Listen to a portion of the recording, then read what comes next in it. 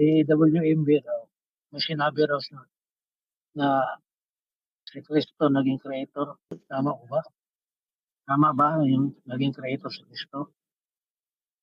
Meron akong sarili kong turo niyan na mas biblical, no? Kasi ang creator na Kristo sa Trinitarian Oneness, Diyos si Kristo. Dito siya yung Diyos Ama, siya yung Diyos Anak. Yung tinuturo kong creator na Kristo, sure ako hindi nila tuturo yan. Wala pa yatang nagpaliwanag sa kanila yan. Kung meron man, wala pang kami kakayanan magpaliwanag yan. Baka nga yung turo ko, baka hindi nyo pa maalala lahat eh. Paano naging creator si Kristo? Kung i-exam ko kayo sa Bible School, na sana mag-exam kayo sa isa't isa. Subukan nyo yan. Ano yung turo ni Bar F tungkol sa si Kristo yung creator?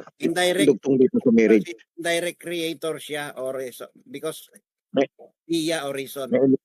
Nasa apostolic yan.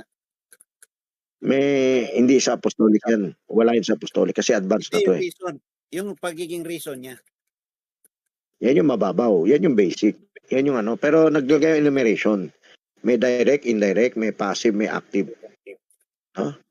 So kailangan mabalikan, makuha nyo yung enumeration na yan. Mabalikan nyo yung dutak ng turo. Naka-live, naka-YouTube video pa nga yan eh. Sana may hahalukay. So shortcut na sagot.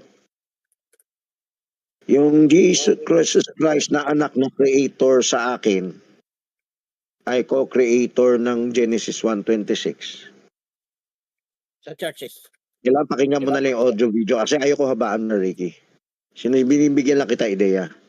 Sila creator dahil siya mismo ang Diyos Ama.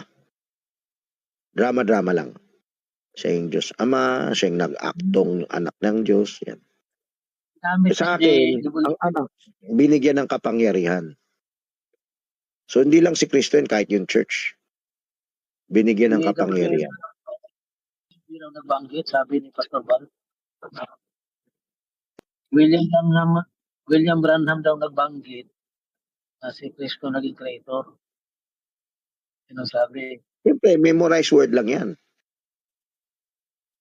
Memorized word lang yan. Ano ba yung line note ni Branham? At saka oneness sila. Kaya posible na makasilip siya hawig sa akin, pero hanapin niyo yung quote na yan.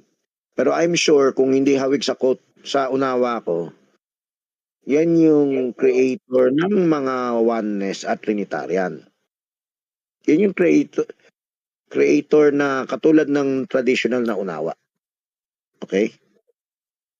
Actually, yung mga traditional